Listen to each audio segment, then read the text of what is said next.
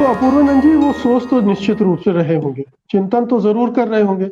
ऐसा तो है नहीं, प्रधानमंत्री है और चिंतन करके ये फैसला किया होगा कि चुप रहना है कि भाई ना मुझे अल्पसंख्यकों को आश्वस्त करना है और ना ही इन तत्वों को रोकना है। तो ये दोनों काम नहीं करने हैं तो चुपचाप बैठे रहो, जो हो रहा है होने दो।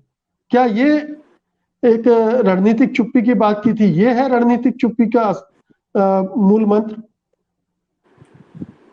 मैं तो एक तरह से दोहराऊंगा खुद को जब मैंने कहा कि यह मुखर चुप्पी है, यह मौन मुखर मौन है। ऐसा हम लोगों को लग रहा है कि चुप है, लेकिन उनके समर्थकों को सुनाई पड़ रहा है कि इसका अर्थ क्या है।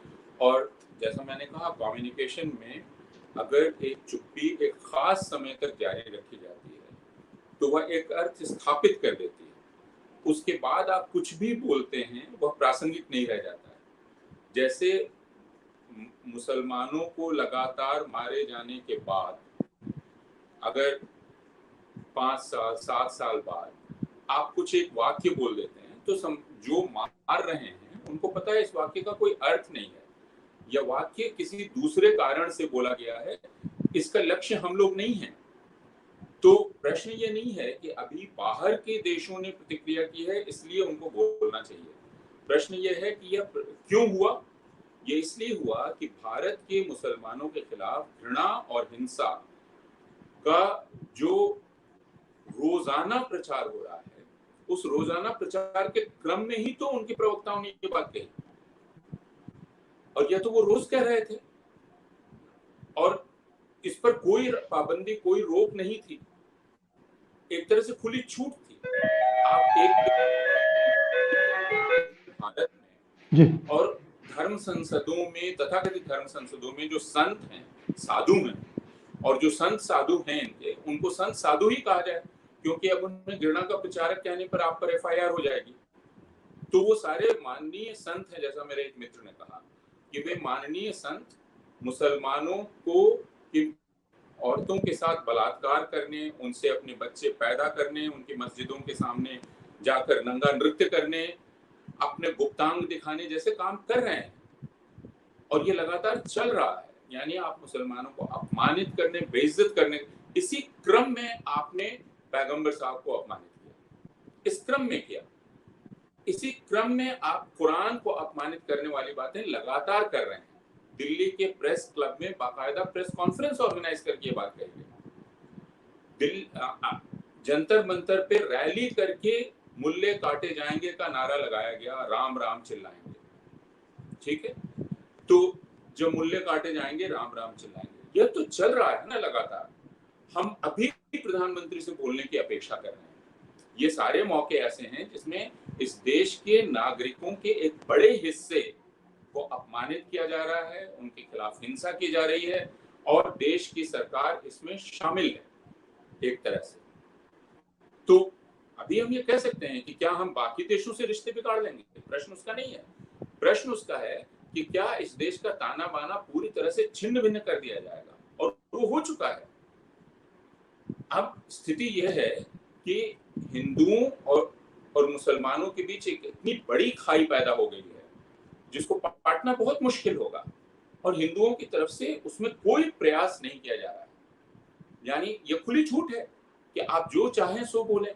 जिस तरह आप टेलीविजन चैनल पर अगर राष्ट्रीय दल जो शासन कर रहा है उसका प्रवक्ता किसी को कहता है मैं तुम्हारी दाढ़ी नोच लूंगा, मुल्ले तुम यहां से चले जाओ, ये तो कोई पहली बार नहीं हुआ ना जो उस दिन राष्ट्रीय प्रवक्ता ने किया। ये रोजाना चलने वाली चीज, तू यहाँ कौन होता है, तू पाकिस्तान चला जा।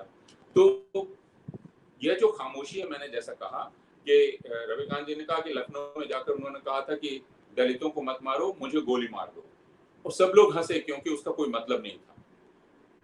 उसी 2015 में जब इखलाक की हत्या की गई, आपको याद होगा, दादरी में, उसके बाद देश के लेखकों बुद्धिजीवियों ने क्षुब्ध होकर, दुखी होकर प्रतिवाद में अपने पुरस्कार वापस करना शुरू किया। तो उन पर कितना तीखा हमला किया गया, अरुण जेटली ने कितना तीखा हमला किया, वेंकैया नायडू साहब ने उस समय क्या कहा था, बाकी तमाम लोगों ने क्या कहा था, याद होगा सबको। उनको अवार्ड वापसी गैंग कहा गया, तो ये एक तरह का वैसा ही क्षण है, जैसा मैं कह रहा हूँ कि उस समय देश के लोगों ने प्रतिवाद करना शुरू किया, उनकी बात नहीं सुनी गई। और इस जी समय भी जो हो रहा है, इसमें भी इसके पहले के खाड़ी के देश कुछ बोले या मुसलमान बहुल देश कुछ बोले, इस देश के लोग लगातार बोल रहे थे कि इसे रोका जाना चाहिए, इसे रोका जाना चाहिए, लेकिन कोई प्रतिक्रिया नहीं थी। अब हम कह जी रहे हैं कि हमारे राजनयिक संबंध समाप्त हो जाएंगे, हमारा व्यापार प्रभावित हो जाएगा, इसलिए बोलना बहुत आवश्यक है। और जो दूतावासों ने बयान दिया है, वह बयान भी एक तरह से कह सकते हैं कि अर्ध सत्य से भरा हुआ है। उस बयान में भी जो अंतिम हिस्सा है, उसमें दोष उन लोगों पर डाला गया है जो इस तरह के दुर्वचन की तरफ इशारा कर रहे हैं।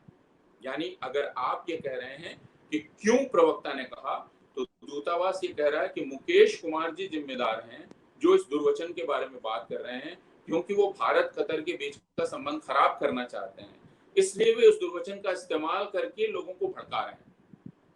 यानी यहाँ पे दोषी वे लोग ठहरेंगे जो ये कह रहे हैं कि क्यों आप ये बोल रहे हैं। हो सकता है बिल्कुल उन्हीं पर एफआईआर की जाए, और एफआईआर एक हो चुकी जी है। जी एफआईआर का सिलसिला शुरू हो गया है और रायता